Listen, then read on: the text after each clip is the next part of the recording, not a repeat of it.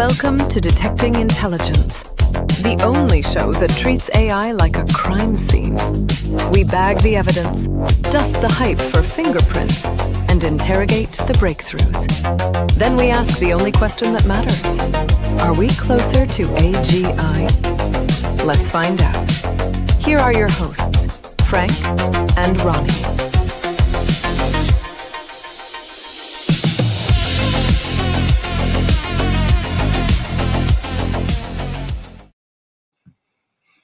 Jim! Loving the animation on the new beginning there. Looks good. It's not bad. It's not bad. It's a placeholder because I've been dragging my butt around actually doing it, like doing a really, really good job on it. And it's one of the it's one of the downfalls or whatever, being somewhat of a creative or quote unquote artist, is that you're always trying to perfect something, and it's a fool's errand trying to do that. So anyways, but it's good. It's good for now. But yeah, no, I have been dragging my butt a little bit, kind of working on getting like a good solid one I guess that we'll use semi-permanently or whatever. But anywho, but I'll get around to that. But the music though, the music is gonna stay. I think the music is good. Every time I hear it, I'm just bopping my head. It's a banger, man. It's a banger. It's a banger. Yeah, Suno did a good job, and I did a good job of picking it. But yeah, well, welcome, folks. GM. I am Ronnie, aka Dr. Manhattan, and I'm joined by my lovely co-host from Canada, Frank, aka Frank Zuuring. How you doing, Frank? Doing really well. I love how you've got the username Dr. Manhattan, and then it's just Frank, and he goes by Frank. This is Frank, aka Frank. AKA Frank, yeah. I'm doing great, man. How are you doing this morning? I'm doing good, man. I'm doing good. It's doing good, feeling good. Last week, if you watched us, we really pretty much, Frank, just kind of got together. Similar to today, but we had a little bit more prep time for this week, but similar to today. But last week, yeah, Frank just got on camera, had no prep, and just went live, and I was a little frazzled. By it. Frazzle's the right word, but no, feeling a little bit better today, and feel good. We have some interesting stories to cover. Why are we here, Frank? We just kind of Frank are here doing this once a week, every Friday, 9 a.m. Eastern, and we're bringing you the stories that we think are important to us and are important to you, and stories that we feel might be impacting you at some point, sooner or later in your life, and we just want to bring those stories that are important. That way you can kind of see what's coming, and benefit in whatever way as far as from the information we have to share. Be it tools or platforms, or just even things to kind of be on the lookout for and possibly even prepare for, all that kind of stuff. And then then we just bring in a little mix of what towards the end here, Frank's little Salt Bay addition to the Detecting Intelligence show that I love it. He dropped on me just before we kind of decided to relaunch everything. But what's our last topic there, Frank? We're digging deep into UAPs, UFOs, and all of this non-human intelligence buzzwords that we're hearing these days. So I think it's very timely to get onto that subject as well, especially considering our debut episode with this new direction. The White House drops the huge release of all of the UAP files that they had as part of this disclosure process. So couldn't have come at a better time. Yeah, what a wild day. And also, I think that's the same day that a new UAP movie came out by Jeremy Corbell. And I think it's called Sleeping Dog. Jeremy Corbell, he's been one of the, he's globally known.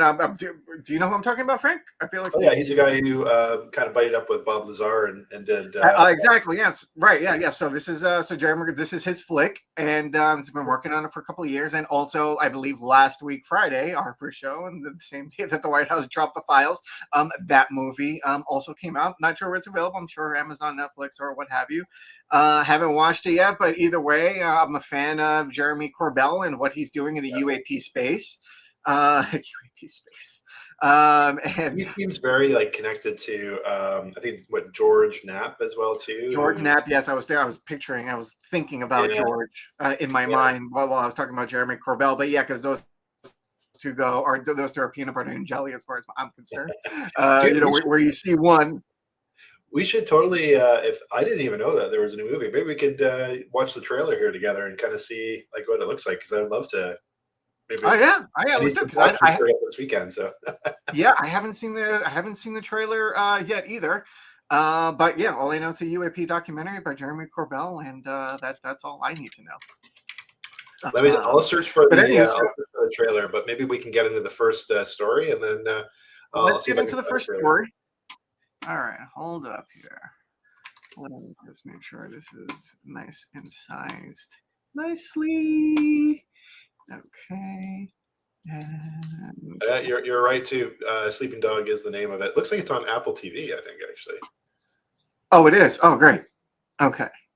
All right, cool. So I have the first story up here, and here you go. All right. So So basically, this one kind of caught my eye, and and rightfully so, especially for our show. But essentially, so what if the secret to intelligence isn't a smart part of your brain, but more the speed of the whole thing talking to itself? So quick summary. So the University of Notre Dame study published in Nature Communications proposes that intelligence isn't located in any single brain region.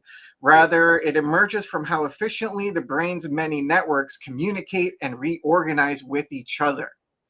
So the researchers analyzed brain imaging from 831 adults and found that long-distance shortcut connections and flexible hub regions are the real drivers of general intelligence. And I just want to rewind a little bit here real quick and tell me if this is what you heard.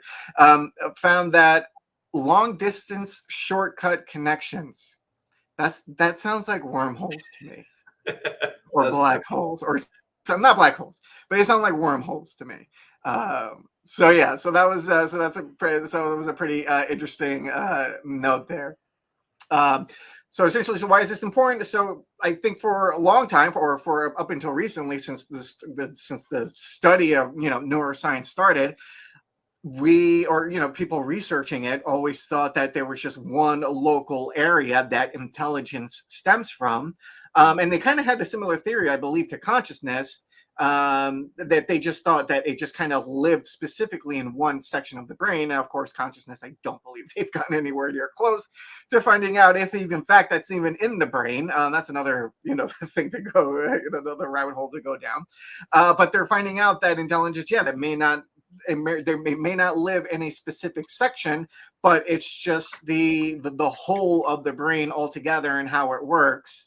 And how it connects just is intelligence itself. Frank, I know you're somewhat caught up on some of this stuff. So just maybe your initial reactions, and maybe I'll come back with a couple of key points. Yeah, so it's interesting. I think I don't know how I feel about this, because you hear all the time of like people that get like brain damage and they lose like a part of their brain, but then they're still like able to function and fully aware. I think we know that there's like the left and the right hemispheres, and they're responsible for different like personality traits and these types of things. But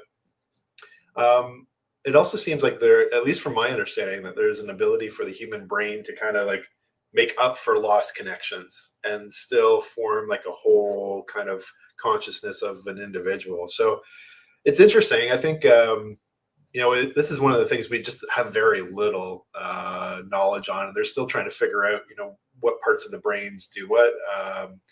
I do think, though, if we look back to like some of the beliefs of like the consciousness living in one area of the brain, I think it was like, I think it was Elon Musk, your favorite guy, that was talking about how we've evolved kind of like the center of the brain is like kind of the main processor, I guess you could say.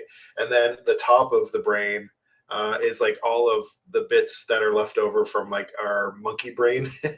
And that essentially the center is kind of what has evolved and created consciousness. At least that's how I interpreted it. Yeah. And he kind of used this analogy where he said, it's like, we've got this supercomputer, but We've got monkey programming that is like gets us to do some crazy things sometimes.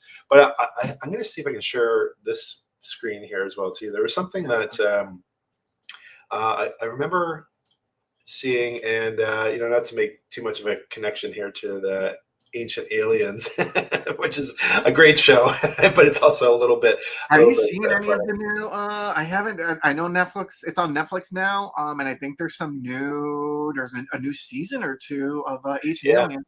I haven't watched it yet because I've watched so much of that show, and it's fun. Yeah. It's fun. It's interesting. I definitely recommend it, but it's exhausting. Well, it gets to a point, I think, where it's also the same. It feels like the same regurgitated stuff at some point, right? So, but for those that can't see, what Frank has up right now is essentially what I have tattooed on my throat. But yes. Nice. Yeah. So this is interesting. So, for those that can't see, the hippocampus, I think it's called, which is like right now on the screen is the images of the Eye of Horus that we're looking at for those that can't see. Right. Yeah. So if you look at like a split of the brain and then the center of the brain, you can see how there's some resemblance to the Eye of Horus. And I know, like, the Ancient Alien connection here that they were talking about how they think that Eye of Horus was representative of that section of the brain and some kind of like shout out, I guess you could say, to consciousness and that really being what makes us us. So I don't know. I find this kind of an interesting thing. I'm not a scientist. I'm more of a pseudo scientist. So, I will say it's just a lot of like fun kind of like stories in my opinion. So I'm sure if anyone's listening to us that is in the medical field, they're probably shaking their head a little bit, but I find it interesting nonetheless. Look, like I said, I have this image tattooed on my throat. I love the Egyptian civilization. I am really fascinated by it. But really, I just can't help but think that, back then in whatever 1000 BC or whatever, when Egyptians were walking around, of course they were experimenting and cutting each other up when they passed, when one would die or whatever, or do it for experimental purposes. I'm sure there were savages back then to a certain extent, and they were just like, hey, let's cut this organ in half and see what's going on. It was like, oh, that coincidentally just happened to look like your eye, friend. And then that's it. And really, there's no other magic to it. It's just, our brain, and we know this, it's just our brain is always constantly trying to make sense of things that don't necessarily make sense, just to give us a false sense of security. And hopefully not always a false sense, but anyway, the brain is, but the brain, or our mind or our brain is always trying to protect us. And that is just, and by doing that, it's we're always aware of what we're looking at, what we can hear, or we can smell, and things that look familiar, don't look familiar, and we react to all those things in all different kinds of ways. But anyways, not to dampen the whole the mystique of all this, and I don't think I am, because I'm nobody. But I just can't help but think, I'm like, they just probably cut a brain open. I'm like, oh, that looks like an eye, and then the rumor mill started. But sorry, I hate to boil it down again. 99.9999% chance that didn't happen, but it's possible. Anywho, but no, I love Egyptology, but it's who knows? I don't know. So I think the question is shifting from where intelligence lives to how this, to how everything is organized. And I guess now, since we're building, quote unquote, God in a sense with AI and all these, data centers and computers, do you think we can, or should, or even, or are we building these systems that mimic the brain as we know it? Yeah. And do we have to build it that way? Because as far as we know, the brain or the human mind is the most advanced thing that we know of in the universe, on the planet. So why not try to build something that mimics that tool? Yeah, I think that's probably one of the most compelling reasons to continue to study the brain here and look at modeling it for artificial intelligence, is that it's really the clearest example we have of consciousness and this intelligence that we call our consciousness ourselves. But if we're looking at trying to have machines develop along that same path, it would make sense to mimic the processes that are happening. I think I remember hearing somewhere that in order to do that, in order to actually like recreate a human brain, we're just not at the level where we have the processing capabilities yet, especially to fit like in a compact environment. Because I think there's this whole belief too that maybe at one point we'll be able to like download our consciousness into a computer and then live on indefinitely, as long as nobody pulls the plug through this new kind of body, I guess you could say. But yeah, I don't know. It's interesting. I think so. The closer we get, to artificial intelligence, the more mapping closer to the human brain. I think maybe those kind of realities could be something that we end up leading towards. But I'm fascinated also, not to be like make this an Elon Musk show, because I know you love Elon Musk, but I'm fascinated with what he's doing with Neuralink and just some of the things that they're identifying there. Because I don't know of any other company that is going to that level and having that kind of access to let's say what it is, conducting experiments on real people, because a lot of this stuff is for the first time. But I find it fascinating that someone who's like paralyzed is now able to just from their thoughts control a video game controller and play video games again. Like that's just blows my mind that that's even possible. So yeah, I don't know. I'm excited about that. I think there's some interesting things that are going to come. The whole thing with Neuralink, yeah, and it's just, and if you just kind of put that mental image in your head that, just a couple hundred years ago, or however many years it is, 1,000 or so, like, we were Neanderthals, we were cavemen, walking around with like rocks and sticks and, and beating each other mercilessly and for whatever. But, of course, just trying to survive. And now in a sense, we're almost like, now we're almost giving ourselves like Professor X, Magneto type powers. Now we're able to like manipulate things and communicate things without physically manipulating or verbally communicating with these things. And it's just, and it's all happening, internally, these connections. And it's really fascinating. And it's just like, look, we've been around for 10 minutes. If you just think about the existence of the universe, or just the existence is just, let's just go with Earth. The Earth is 5 billion years old. Like we've only been around, if we're just going to go by the Earth, we've only been around for a few minutes, and look what we've been able to achieve. Now think about the possibility of other intelligent beings or species that had more time to be around and figure things out and learn about how the universe itself works and all that stuff. It's just it's just like it's just wild to think about where we are now, where we came from, and seeing as a lot of smart people are saying the future already exists, we just haven't caught up to it yet.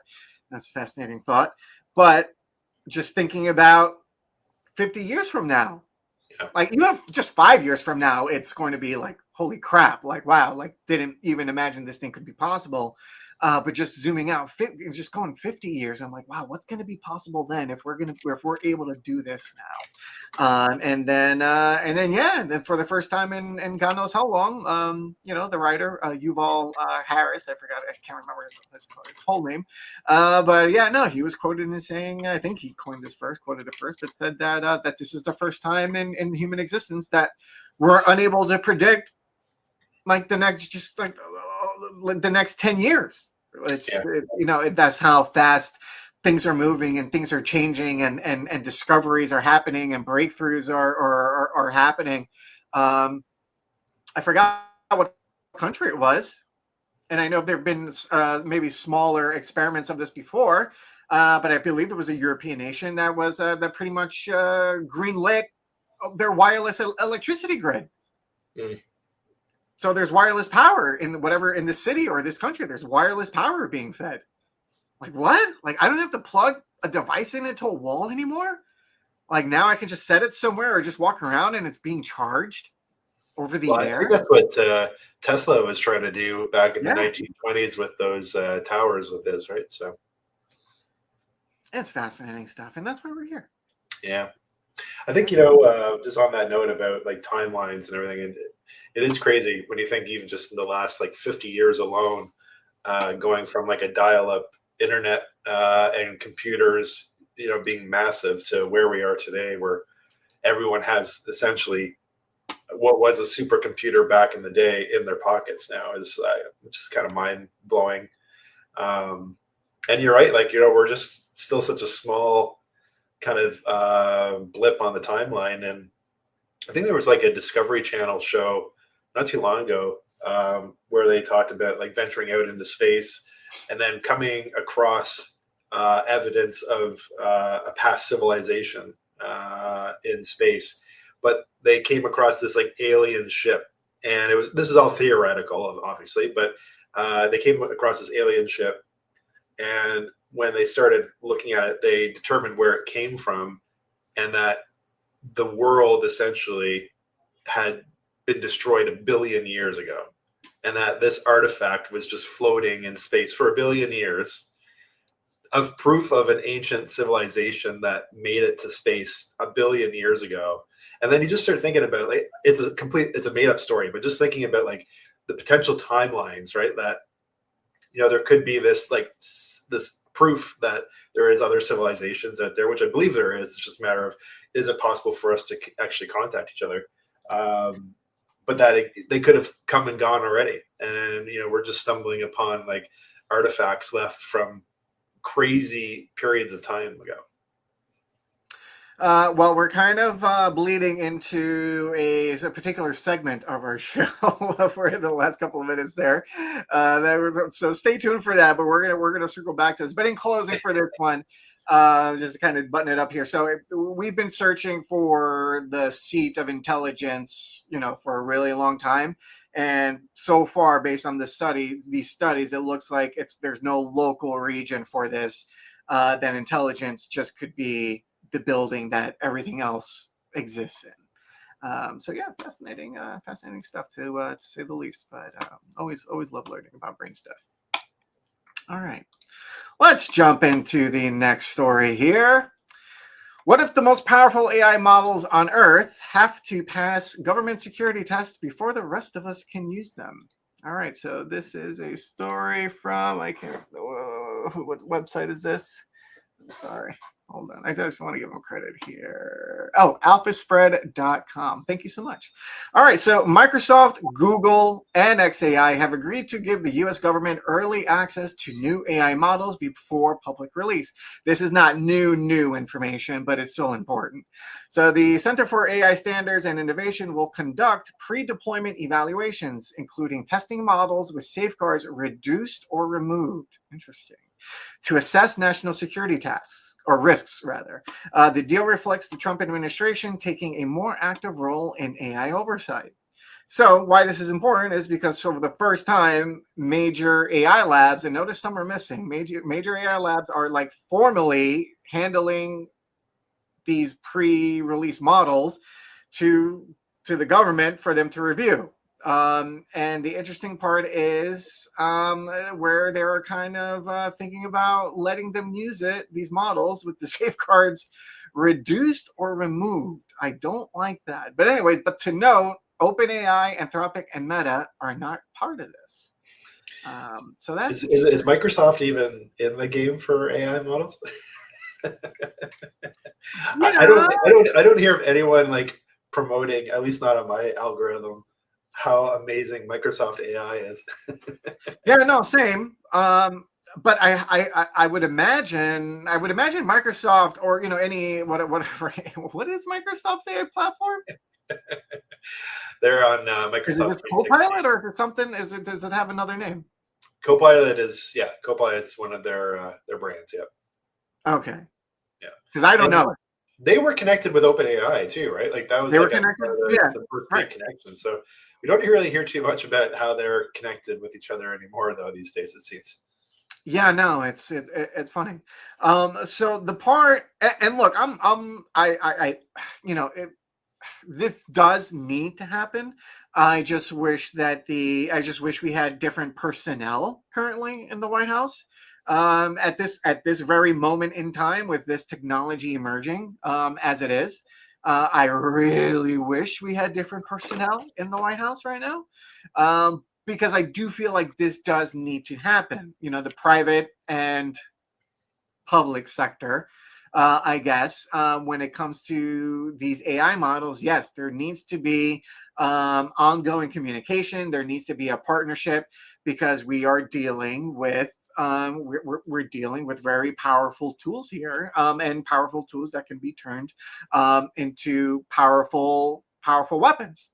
So, at what point does national security review become national security capture of the development of all this stuff? Like, you know, is somebody leading the dance, or should tech really continue leading the dance here?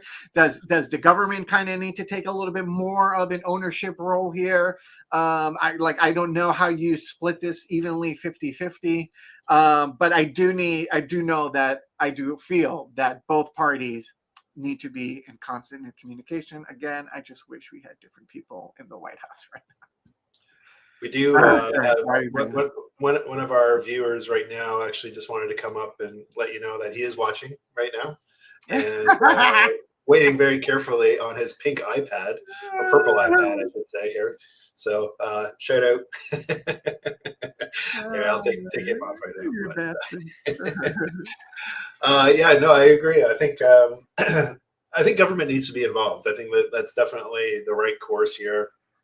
But they move too slow as well, which is part of the problem with government, right? So I think I'm hoping that, you know, because we live in an apparent democratic society here in both our countries, that maybe they'll move quickly and form some form of citizen assembly that can also, you know, bring the voice of the public to these conversations. Because really, at the end of the day, not only do these models have you know, potential to impact just industry and business, but also our livelihoods, right? And just the way that we're all going to be working in the future.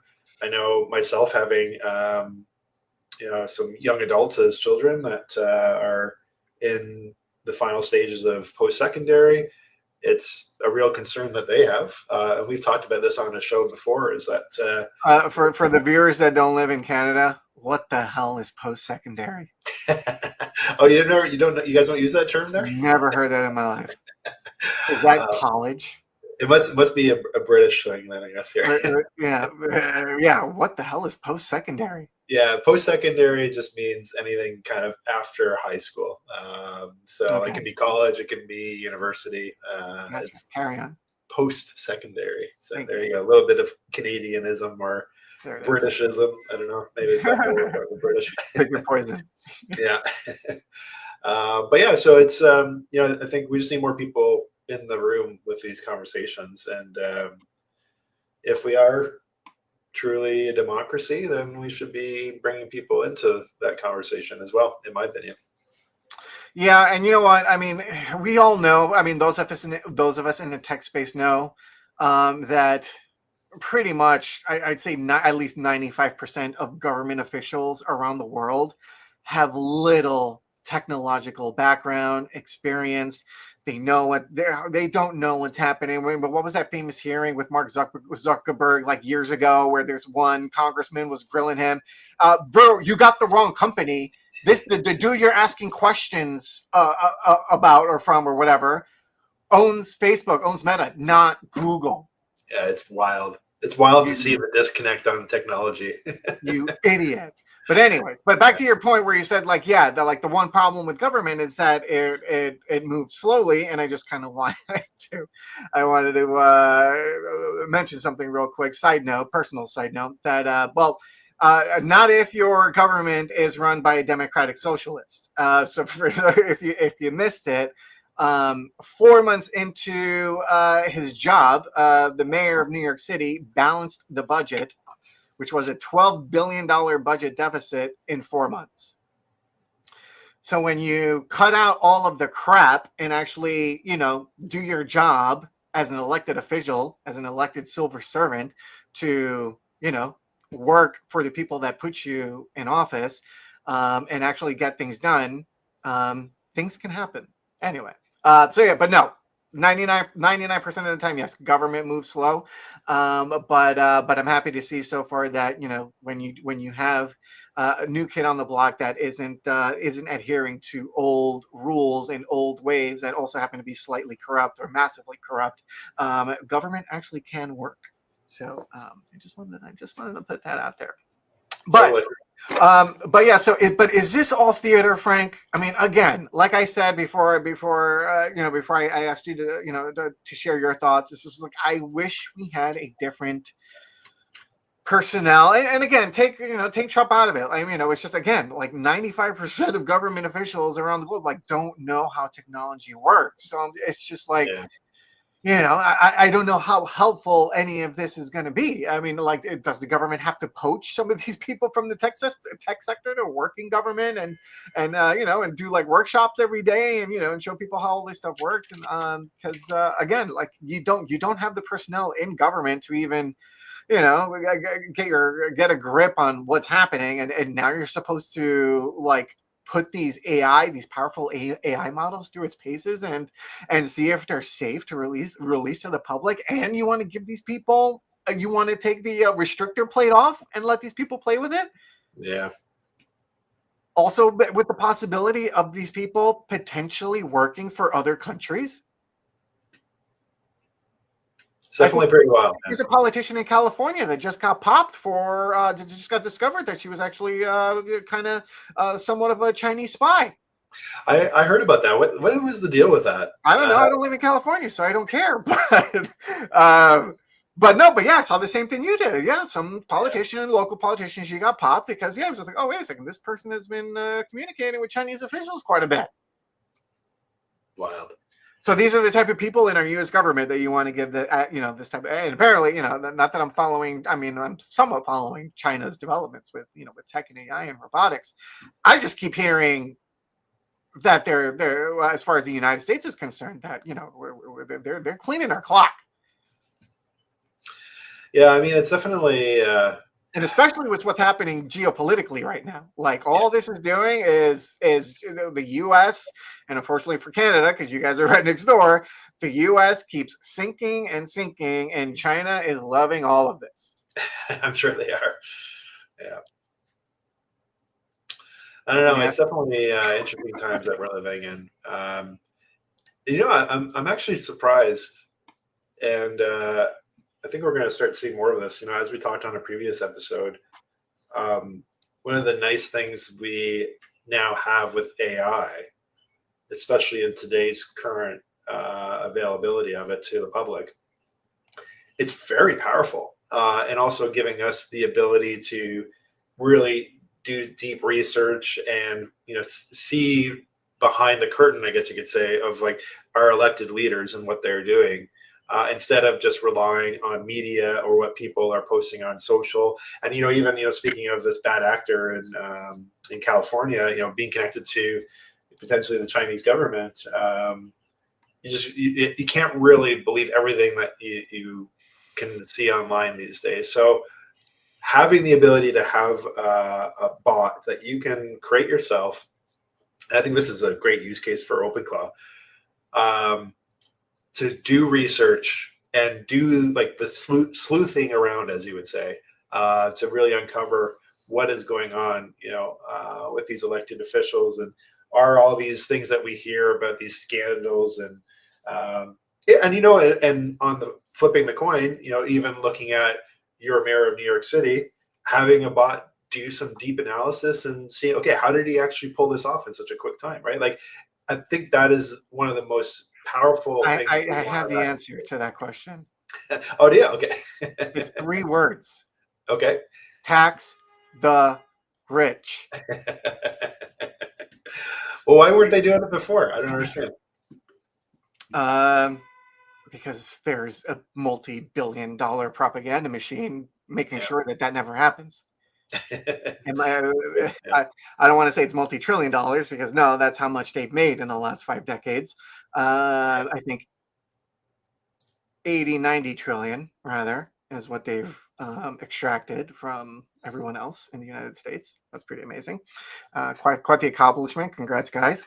But yeah. Anyway, but that's how we did it. No analysis needed, and and that's again. Here we go. Let's get political. That is part of the propaganda that government is really hard. Government is really complicated. Yeah. If you tax the rich, they're going to leave. If you tax the Mamdani has been the mayor has been mayor for 4 months. We were told that the wealthy were going to leave. It's going to turn into Sharia law. Turns out 4 of the safest months New York City has ever seen, back to back. Also, real estate sales through the roof. Ain't nobody leaving. Everybody's buying.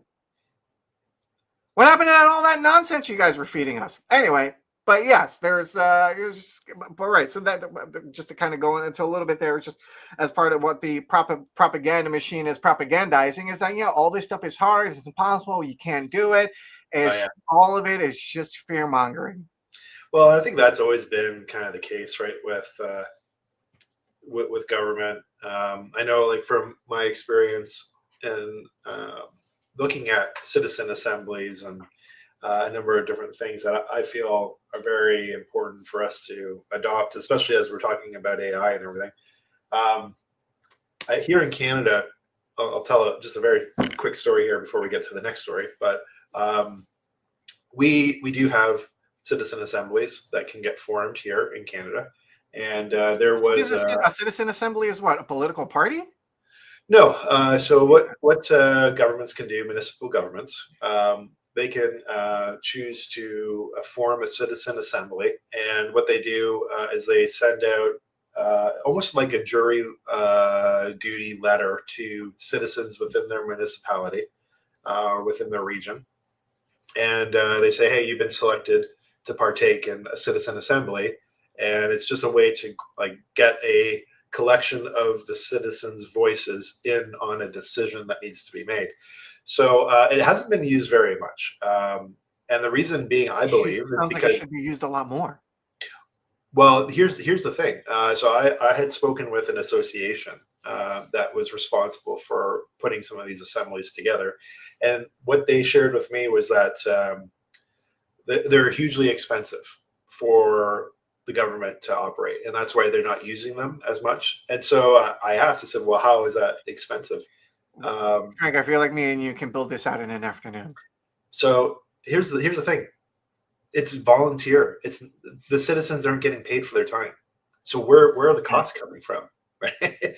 And so then when I dug into it a little further, hundreds of thousands of dollars, $700,000 it cost the city of Vancouver to form a citizen assembly to make a decision on whether or not a bridge was to be built. All right, so let's do it for half that and start making money here.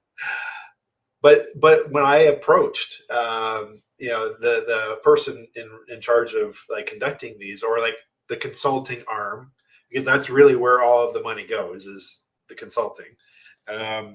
The belief was that, it's so expensive because we have to bring everybody together in person. I said, well, why don't you just bring everybody online then instead of in person? They said, the Parliament will never go for that. Parliament demands that people meet in person. I'm like, I don't know. I mean, if you can have 1,000 assemblies online for the cost of one assembly in person, and you're able to bring that many more opinions and voices into a decision. See, that reason just sounded like, first of all, I didn't even hear a good reason as to why we have to stop doing it this way, or why we have to not continue to do it this way, rather. It just sounded like, hey, this is all I heard was, hey, this is how we've been doing it, so let's just keep doing it this way. That's not a good reason to keep doing something just because you've done it a certain way for X amount of time. Yeah. I hate that reason so much. That's all that sounded like to me. And that's all it is, right? And I think that's a way to kind of cover the costs as well too, because you got to think too now with AI. Um, part of these deliberations that happen with these assemblies is they have experts come in and present to the group, and then they deliberate, and it's usually like over a week's time.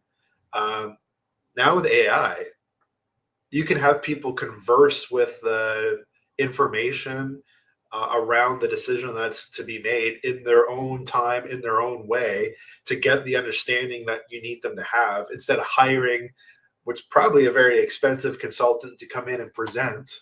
So you think, that $700,000 price tag, you could probably bring down to $10,000, really, just by bringing a system online with, a model that is fully knowledgeable on not only the municipality but the region. I don't know. It's just wild to me. I think that here's an area, especially where AI has the ability to make a big change.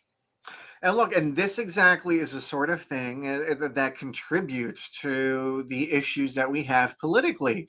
People see things like that. They see $700,000 go just got spent here for what? From what it seems, this is supposed to be a free program. Everyone's a volunteer. There's nobody on staff that's being paid. It's like, what is this? What is this cost going to? Why? And that's just one example. It's just all there. Think about all the other areas of government where money is being spent Right.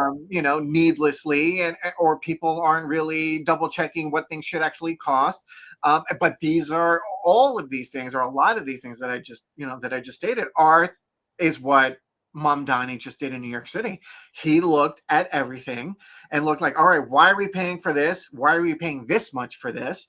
And then also went back. It went, and also I think he just collected like $50 million from New York City landlords in penalties.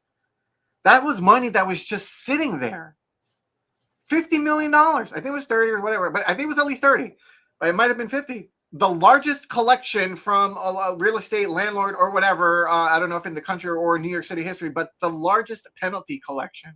That was money that was just sitting there that could have been collected and actually been put to good use.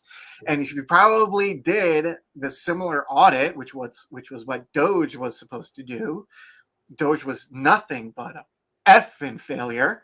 But that's what Doge was supposed to do, and all Doge did was cost the government more money. But anyways, but yeah, that's what that program was supposed to do. If you did something like that, I am sure you would discover that you could probably recoup a couple of $1 trillion of a waste that's currently being spent right now. Well, and you think too, if that is a barrier to getting more people in the room to help with government, then remove that barrier, right? And I think Yeah, it's an interesting time right now to do that, because my understanding, and if you look at the 2027 timeline that we're talking about on the show with AI, and if you believe the hype that you see on social media, is that we've got like a year left before the world changes entirely for the way we work.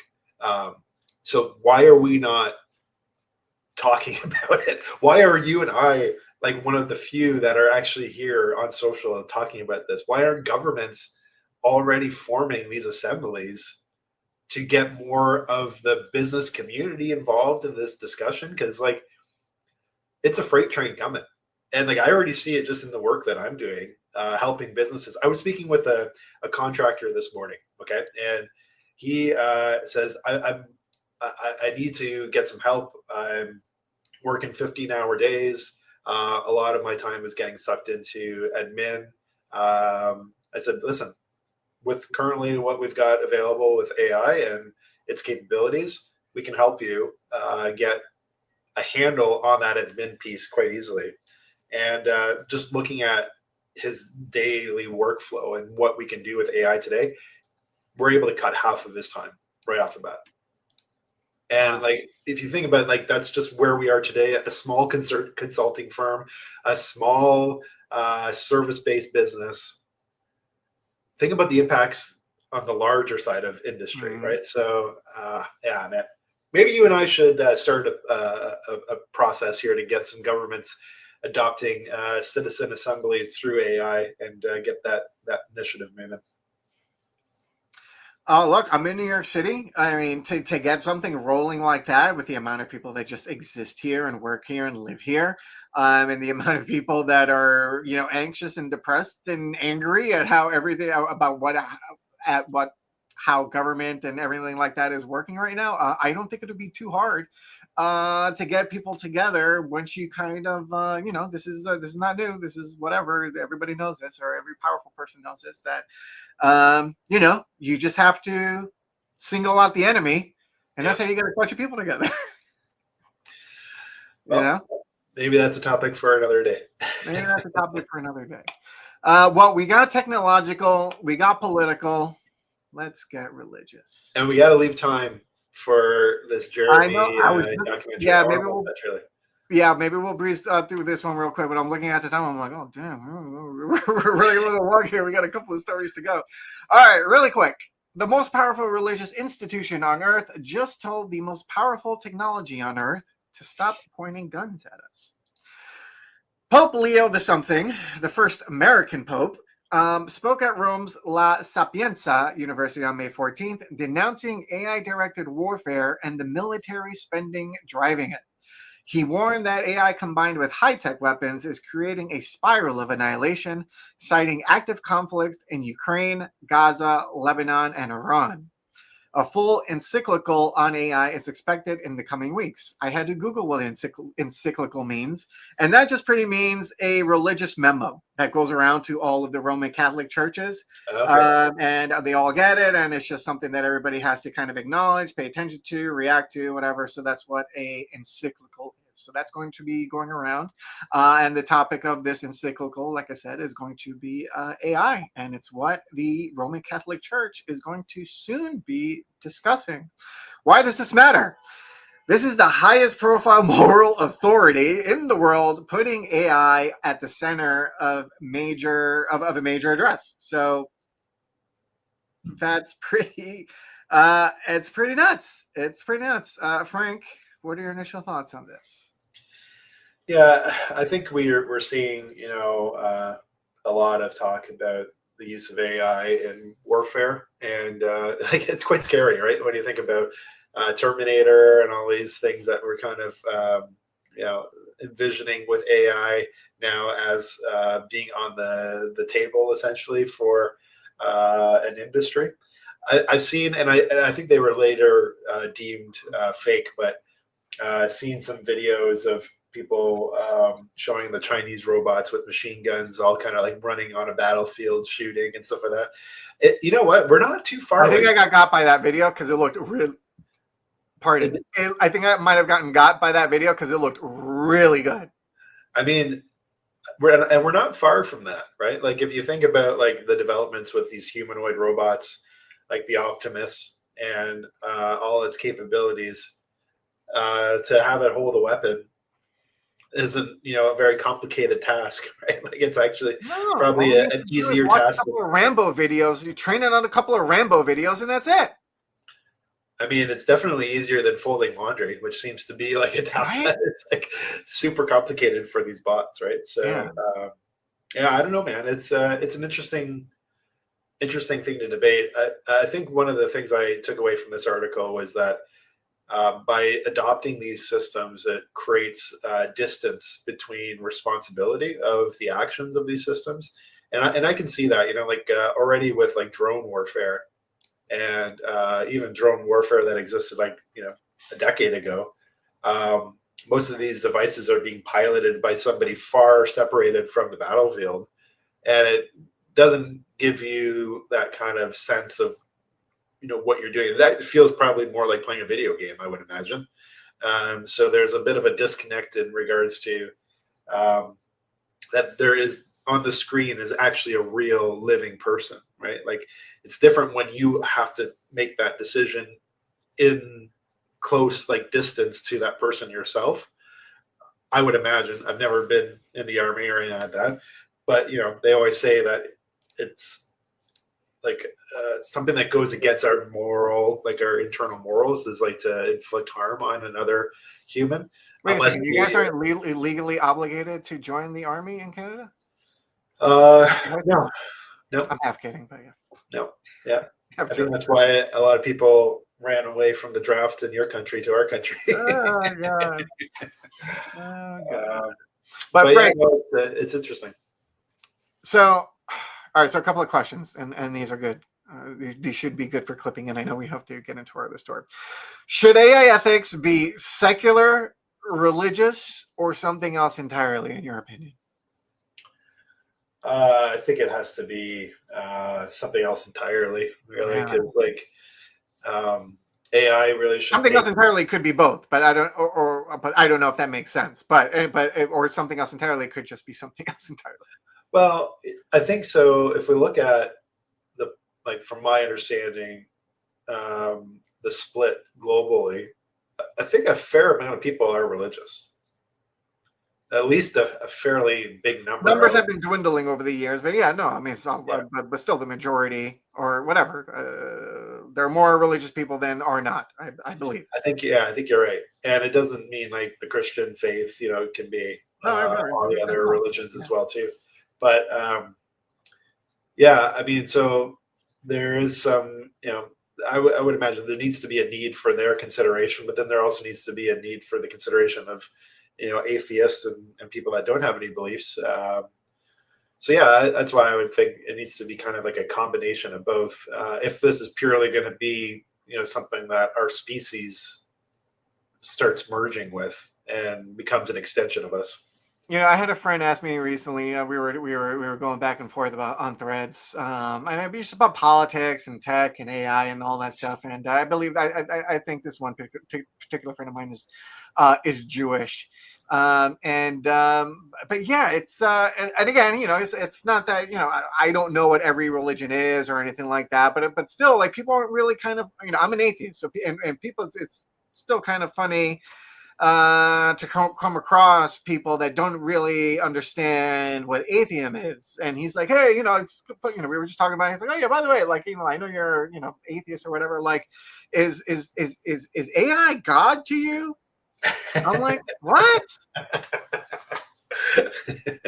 Like, how are you reacting to all this thing? Like, is this like your God? I'm like, no, it's not my God. Yeah. No, atheism has, if anything, the flaw of atheism is that I think I'm God. That's or that there's nothing, or that there's nothing after. It's just that there's nothing after. That's the problem. Like, with not being a God-fearing human, is that, well, if I don't believe in God, am I God? Like, but I'm like, no, this is just a tool. This is just a tool. Yeah. That's all. It's not God. It could potentially be God-like, and it kind of, in a sense, it kind of is now, because it's somewhat all-knowing, and it's just getting more and more capabilities and skills and all that, and plugins every day. But it was just funny. It's like, no, it's not. I don't see this as God. This is just another tool. God, religion to me is just something that, some novelty that humans got into, some pet project that we haven't freaking gotten rid of yet. Yeah. Anyway, sorry for my religious friends out there, but no, I mean, I think it goes to show you that there's a different way of looking at the world, right? When you have like a faith, I think it gives you one point of view, and when you don't have a faith, it gives you another point of view. Yep. Absolutely. We only have a few minutes left. Frank, since do you want to bring up the word.gov UFO UAP site and see, because you were kind of running that bit last time, and maybe we'll just pick up where we left off. Yeah, I was actually. Or you have something else? Yeah, I was going to say, why don't we maybe wrap with the trailer of Jeremy's? Oh, that's good. That's good. Yeah, perfect. How long is the trailer? Just a couple minutes. Couple minutes, and then we can kind of share some thoughts here after. But let's I'm react. excited about this. I think it's maybe something to watch over the weekend for sure. Maybe this is our first reaction video to the trailer. There we go. All right. Well, let's see how it goes. If you look in the 70s and 80s with the CIA, they used to have reporters on their payroll. They don't respect anybody. Corbell is an investigative journalist who helped obtain and release the DoD footage of UFOs. I've been holding a secret for about 11 years, and it's going to be extremely public. It's not a video of an alien. It's not a video of one crowd. It's more than that. Years ago, I went searching for the truth about UFOs. And I found it. He was the most curious kid ever. First person that I pointed a camera at was John Lear. John Lear, son of the famed aviation pioneer, the world-class pilot. The government has between 30 and 50 alien bodies. Cold called his phone, and he picked up. I want to bring The Lear jet and then how sound open familiar he to anyone? was with me. This was not part of my game plan at all. Flying saucers, flying discs of extraterrestrial origin. The evidence is very strong. They've been here and are here. It's an Alice in Wonderland planet. Very few people will ever find the truth. But everybody is looking for the truth. And a lot of people think that they found the truth. But that's impossible. I'm like the least qualified person on planet Earth. One thing I am is I am worthy of your trust. If you really have stuff that is that sensitive that you cannot release, you're relying on your connection as a journalist. They're not going to come after you, not only you, they're going to come after your family. If I die, the story comes out. It would represent one of the largest leaks in American history. I don't know what to do, man. Is it worth it? To who? Looks interesting. It looks interesting. Yeah, it looks interesting. Not the best UAP documentary trailer I've seen. Yeah. But I don't hate it because I'm a fan of Jeremy Corbell. So yeah, I'm definitely gonna watch it. Definitely gonna rent it. Whatever it is I got to do to get my eyes on it, because yeah, it's kind of part of my job now. So I wonder though, like, so he says he's been sitting on something for 11 years. And then he went out and found something. So that's kind of a very bold claim. I'm kind of curious to know what that is. And I do think, he's definitely one of the voices in this whole space that seems to have some weight, especially with, who he's kind of made friends with and everything. But the thing I don't know. The thing that bugs me about the whole thing is, like, just get it out. Like, why do we have to, like, hold on to all this stuff, right? And I was just looking at the documentary here, and you have to rent it or buy it. And the only thing that, like, immediately my mind goes to is, like, okay, so your trailer says that you have a secret about UAPs for 11 years, but the only way to find out is I have to rent or buy this. yeah. And it's just like, oh, man, like, that's what... this whole space, I feel like, has some issues with. But anyway, I'm a fan of Jeremy's, but it's just a little bit disappointing that there's not much more coming out here anyway. So, yeah, I mean, the movie's been out for a week, so whatever it was, maybe it wasn't that earth-shattering, because I feel like maybe it would have made the rounds online or something, or maybe we missed it. So whatever that is, yeah, we'll find out. Whatever. I don't really care too much. I mean, it doesn't matter, really, unless it's a picture or a video of a body, a non-human intelligent body, because don't get me wrong, give me all the UFO photos and videos, don't get me wrong, but those are getting stale. Yeah, those are getting stale, and it's, if this thing is real, if they are real, then it's time to kind of take it up a notch. And I don't know if that means even as far as going, as the president of the United States coming out and confirming the existence of non-human intelligence.